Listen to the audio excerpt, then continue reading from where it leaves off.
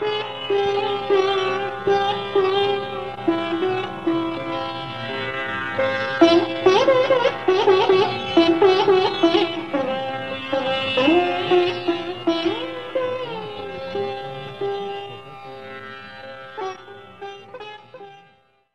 एक तरफ जहाँ आज़ादी के आंदोलन में आधुनिक भारत का निर्माण वाले संगठनों ने सभी धर्मों के लोगों को, सभी जातियों के लोगों को, सभी भाषाओं के लोगों को, सभी क्षेत्रों के लोगों को जोड़ा, दूसरी तरफ सांप्रदायिक संगठन मुस्लिम लीग ने हिंदुओं के खिलाफ नफरत फैलाई, हिंदू महासभा आरएसएस ने मुसलमानों के खिलाफ नफरत फैलाई, और ये इनकी जो नफरत फैलाई उसी के कारण सांप्रदायिक दंगों की शुरुआत हुई।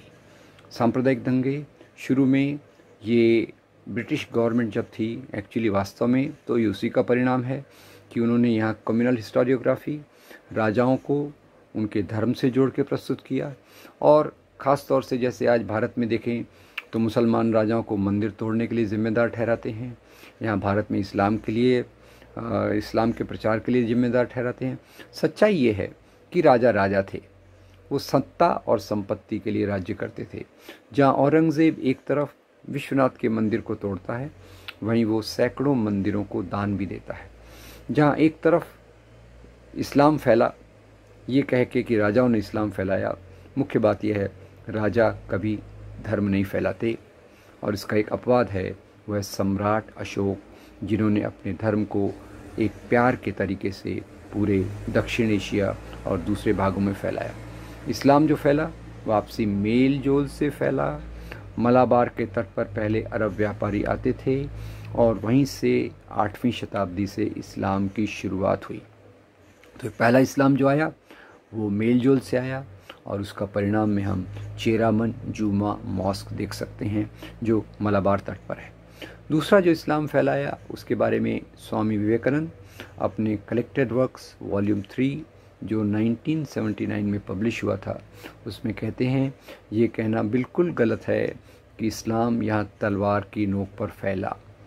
वर्ण व्यवस्था, जाति व्यवस्था के अत्याचार से बचने के लिए लोगों ने इस्लाम धर्म को कबूल किया। तो खैर, आज जो सांप्रदायिक हिंसा बढ़ रही है, अब पाकिस्तान का छोड़ दीजिए, वहाँ हिंदुओं का कितना बुरा हाल है, क्रिश्चियंस का बुरा हाल है, म्यांमार में मुसलमानों का और कुछ दूसरे तबकों का बुरा हाल है, बांग्लादेश में बुद्ध और हिंदुओं का बुरा हाल है।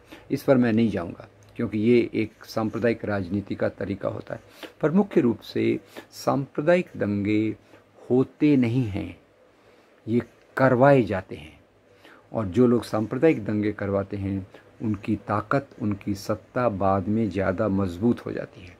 इसीलिए आप 1980 के दशक से लेकर अगर 2019 तक देखें तो एक तरफ सांप्रदायिक दंगे बढ़े, दूसरी तरफ सांप्रदायिक पार्टी की ताकत बढ़ी। तो उसके पीछे कारण क्या है?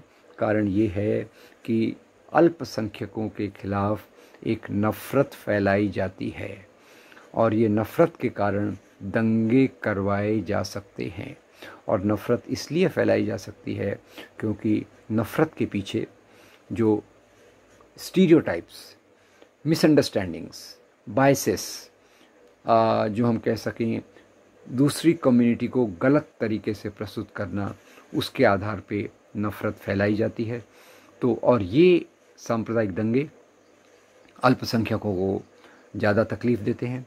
डॉक्टर विभूति नारायण राय के रिसर्च के अनुसार भारत में जैसे 2011 के सेंसस में 14.1% मुसलमान है, पर सांप्रदायिक दंगों में मारे जाने वाले मुसलमानों की संख्या 80% से ऊपर होती है। और अभी तो एक ऐसा दौर चल रहा है जिसको अंग्रेज़ी में कहते हैं गेट्टोइजेशन। डर के कारण मुस्लिम कम्युनिटी का एक बड़ा तबका अपने घेट्टोज़ में रहने की उसकी शुरुआत हो गई है, और वो घेट्टोज़ में इसलिए रहता है कि डर की भावना, सांप्रदायिक दंगे, उनको उपेक्षा से देखना, उनको दूसरे दुय्यम दर्जे के नागरिक के रूप में ट्रीट करना। सच्चर कमेटी, रंगनाथ मिश्रा कमेटी ने इसी बात को बताया कि भारत में आज मुसलमानों का जो हाल है वो दूसरी कम्युनिटी के मुकाबले बहुत गिरता जा रहा है। और ये इसके आधार पे सांप्रदायिक संगठन ये प्रोपेगेंडा करते हैं कि ये अल्पसंख्यक 14%, ये मुख्य संख्यक समाज के लिए एक खतरा है। तो सांप्रदायिकता जो राजनीति है उसका ऊपरी दिखने वाला भाग सांप्रदायिक हिंसा है। और ये सांप्रदायिक हिंसा के मैंने कारण आपको बताए, स्टेप्स बताए। तो आज समाज में जो हो रहा है, एक तरफ है भारतीय संविधान जिसमें ड्राफ्टिंग कमेटी में बाबा साहब अम्बेडकर थे, और दूसरे वो लोग हैं जो भारतीय संविधान को विदेशी मूल्य पर आधारित बताते हैं और एक हिंदू राष्ट्र लाने की उनकी कामयाबी में आगे चल रहे हैं। तो हमें ऐसे मौके पर क्या करना चाहिए, ये एक बहुत महत्वपूर्ण सवाल है। ये महत्वपूर्ण सवाल है और इसका मुख्य रूप से जवाब यही है कि जैसे सांप्रदायिकता बढ़ाई गई, सांप्रदायिकता बढ़ी नहीं, बढ़ाई गई। गांधी के एफर्ट्स के कारण, गांधी जी की कोशिशों के कारण, नेहरू जी की कोशिशों के कारण, सरदार पटेल की राजनीति के कारण ये देश एक देश के रूप में इमर्ज हुआ जिसमें हमारी नागरिकता धर्म के आधार पर तय नहीं होती। पर आज जो हम राजनीति देख रहे हैं, एक तरफ प्रधानमंत्री राम मंदिर का भूमि पूजन करने जा रहे हैं और दूसरी ओर आज़ादी के बाद जब सोमनाथ मंदिर का इनॉग्रेशन करना था तो डॉक्टर राजेंद्र प्रसाद वहाँ जाने वाले थे।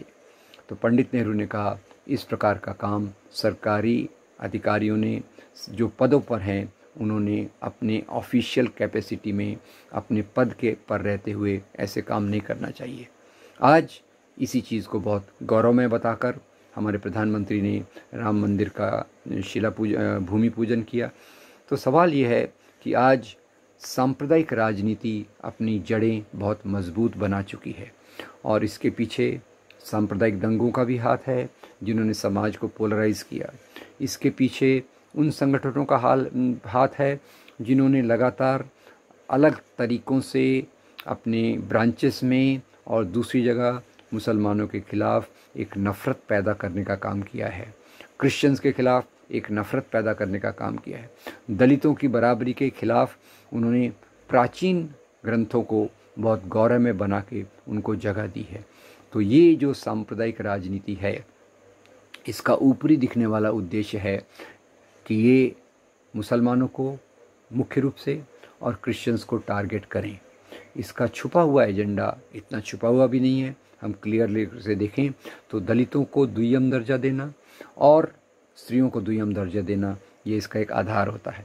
इसमें मैं छोटी सी बात बताना चाहूँगा कि ये दो एजेंडा को अगर हम समझना चाहें और इस धर्म के नाम के राष्ट्र के एजेंडा का मुकाबला करना चाहें तो पहले हमें समझना चाहिए, एक तरफ अंबेडकर के विचार हैं जो एक तरफ कालाराम मंदिर का आंदोलन करते हैं, महाड़ चौधार तालाब का आंदोलन करते हैं, उसी के साथ मनुस्मृति का दहन करते हैं और यही बाबा साहब बाद में जाके भारतीय संविधान की ड्राफ्टिंग कमेटी के अध्यक्ष बनते हैं। दूसरी तरफ वो लोग हैं जैसे के सुदर्शन जो आरएसएस के मुखिया थे, उन्होंने स्पष्ट रूप से सन 2000 में कहा था कि भारतीय संविधान विदेशी मूल्यों पे बना है, इसको फेंक दिया जाना चाहिए और एक ऐसा संविधान लाना चाहिए जो भारतीय धर्म ग्रंथों के आधार पे हो। तो आज जो ये धर्म के नाम की राजनीति, इसमें फ़र्क समझ लीजिए। धर्म नैतिक मूल्यों का नाम है। हमारे साने गुरुजी जैसा कहते हैं खरा तो एक ची धर्म जगा ला प्रेम अर पावे, वही है एक धर्म सच्चा जो जगत से प्रेम सिखलाए। और उसके खिलाफ वो है जो धर्म के नाम पर ऐसे मुद्दे उठाते हैं जिससे समाज में बंटवारा होता है, फूट होती है, इमोशंस भावनाओं के आधार पे दंगे करवाए जाते हैं।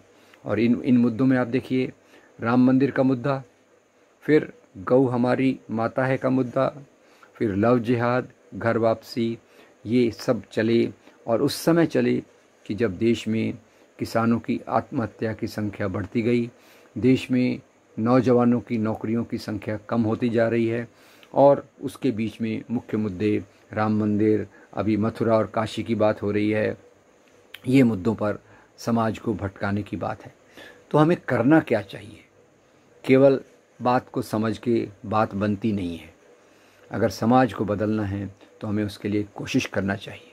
और क्या कोशिश, मुझे लगता है मेरा सुझाव क्या है, सबसे पहले जो ये नफ़रत का आधार गलत धारणाओं के ऊपर बनाया गया है, उसका पूरा पूरा विरोध एक तर्कपूर्ण तरीके से, इतिहास की सही समझ के आधार पे, सूफी भक्ति संतों के आधार पे, महात्मा गांधी के सिद्धांतों के आधार पे, जवाहरलाल नेहरू के इतिहास की समझ के आधार से हमें इसका समाज में एक प्रोपोगंडा, समाज में इसको विस्तृत करना है।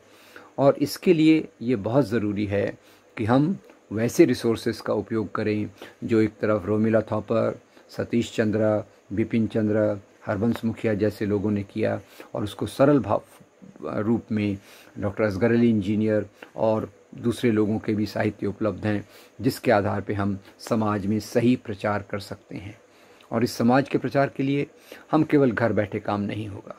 समाज के जो तबके हैं, आज नफ़रत फैलाने वाले बहुत सारे मीडियम्स हैं, आईटी सेल है, व्हाट्सएप ग्रुप्स हैं, और इन सब ग्रुप्स के माध्यम से एक नफ़रत फैलाने का काम चल रहा है।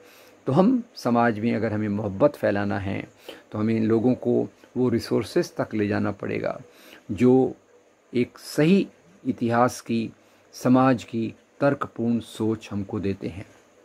और उस सोच को चलते हुए, जैसे मैं बताऊं, अभी अभी हमारे जो महान दोस्त हैं आनंद पटवर्धन, उनकी बहुत अच्छी एक सीरीज़ आई है विवेक रीज़न, इसका हम प्रचार करें। मुझे तो लगता है कि जो लोग इस काम में जुड़ना चाहते हैं, उन्होंने अपने क्षेत्रों में हर 15 दिन में, 1 महीने में ऐसी मीटिंग की जाए जिसमें कुछ फिल्में दिखाई जाएं, जिसमें कुछ कल्चरल एक्टिविटी हो, सॉन्ग हो, गाने, गीत हों, कव्वाली हों। चारुल भरवाड़ा, विजय महाजन के बहुत अच्छे गीत हैं, वो रखें। तो ऐसे 15 दिन में अगर हम कोई एक सांस्कृतिक कार्यक्रम करें जिसके आधार पे अलग धर्मों के लोगों को हम साथ में ला सकते हैं, तो ये एक बहुत बड़ा कदम होगा।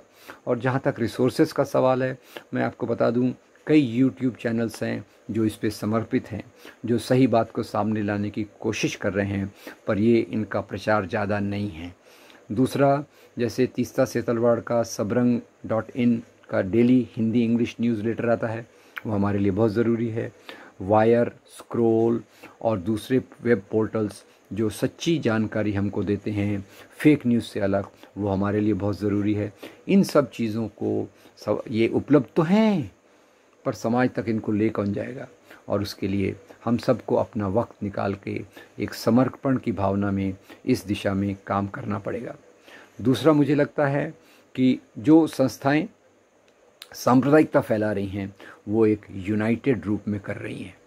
और जो लोग आज देश में ज़्यादा संख्या में हैं, धर्मनिरपेक्ष चाहते हैं, बाहुल्यवाद चाहते हैं, एक प्रगति समाज में देखना चाहते हैं, वो लोग हैं बहुत, पर वो बिखरे हुए हैं इन उंगलियों की तरह, और सांप्रदायिक ताकतें एक मुट्ठी के रूप में हैं। तो हमें ज़रूरत इस बात की है कि हम इन लोगों को साथ में लाने के लिए एक ऐसे मंच की बात बनाएं जिसमें अलग विचारों का एक जगह हो।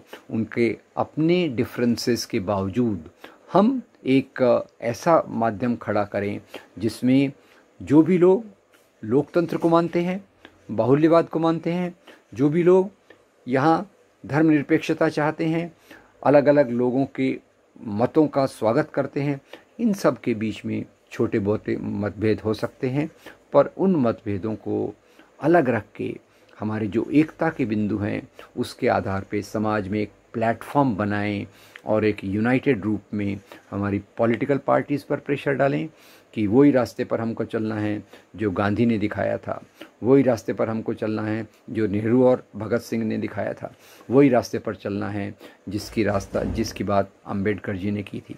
ये रास्ते के अलावा हम अपने समाज को जुड़ा हुआ नहीं कर सकते।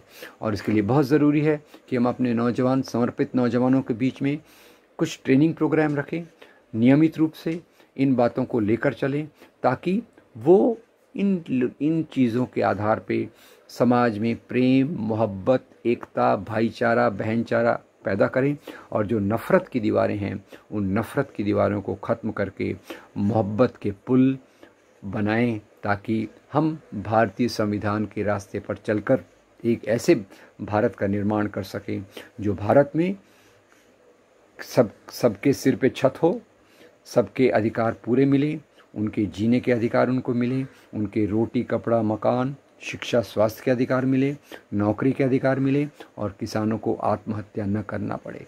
ये इसी सपने के साथ अगर हम अपने नौजवानों को ट्रेन कर सकते हैं तो मेरा पूरा विश्वास है कि जो सिद्धांत आज़ादी के आंदोलन ने रखे, जो सिद्धांत हमारे संविधान में हैं, उनके आधार पर हम फिर से उन सिद्धांतों को मजबूत करके एक ऐसे भारत का पूरा निर्माण कर सकते हैं जिसमें स्वतंत्रता, समता, बंधुता और न्याय ये सब होगा और एक अच्छे समाज की स्थापना होगी। Thank you very much.